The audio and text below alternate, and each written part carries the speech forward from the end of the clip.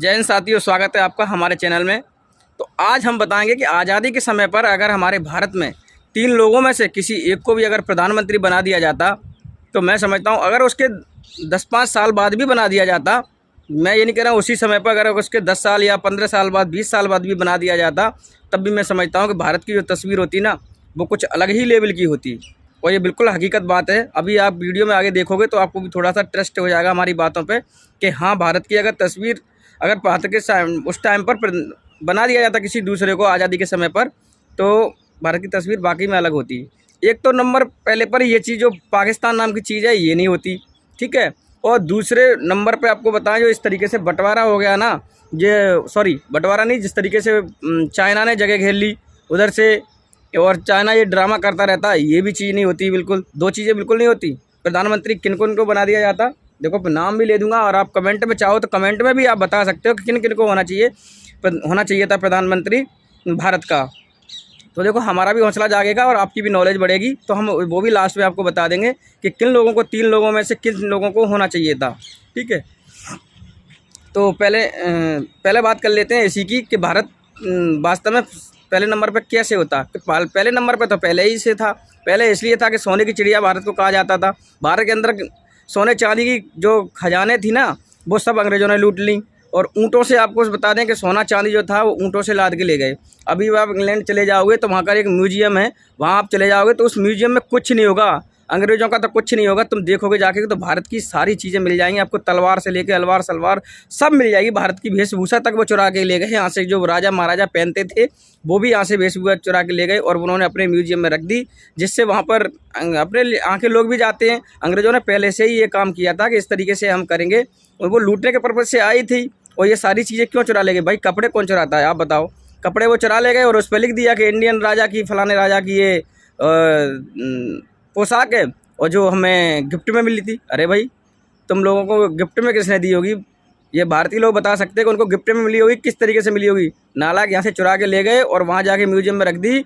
बहुत सारी चीज़ें जिसमें उन्होंने ये लिखा रखा है कि हमें ये भारत से गिफ्ट में मिली हैं।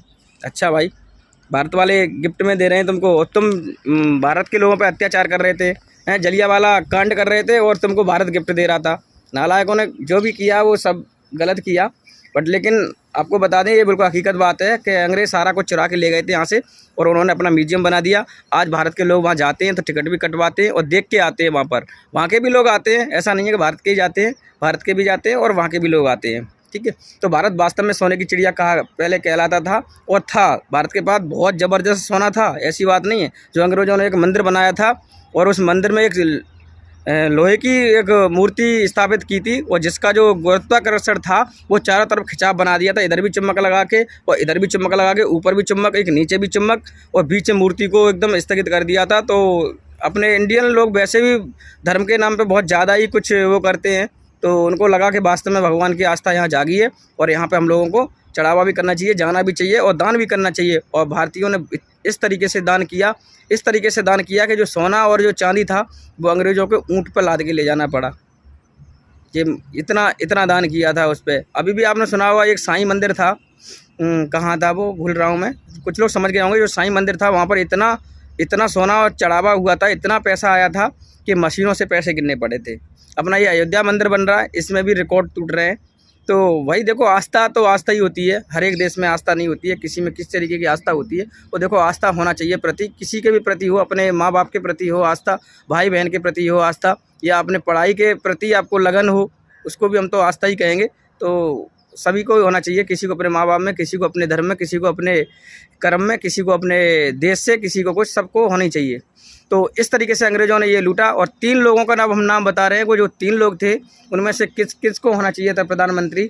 तो मैं मानता हूँ कि भारत की तस्वीर वाकई में कुछ अलग होती, ये मेरा विश्वास है। और मैं दावे के साथ कहता हूँ कि पहला नंबर पे आते हैं सुभाष चंद्र बोस। अगर इनको प्रधानमंत्री बना दिया, जिस इंसान ने जापान में जाकर के एक सेना खड़ी कर दी भारत से, अंग्रेज़ों से लड़ने के लिए, वो इंसान क्या नहीं कर सकता था बताइए?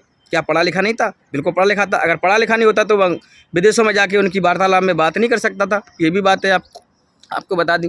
और दूसरे नंबर पे आते हैं हमारे जो लौह पुरुष या कहें, या मतलब ये कहें कि बहुत ही अच्छे नेता थे, जिनका बैकग्राउंड आप पढ़ेंगे तो वास्तव में आपको पता चलेगा कि हाँ, मैं देखो, मैं किसी पार्टी का और वो उसका नहीं कर रहा हूँ। वो इंसान किस पार्टी में चला गया, क्या करा, उसकी मेरे को कोई वो नहीं है मतलब, ठीक है।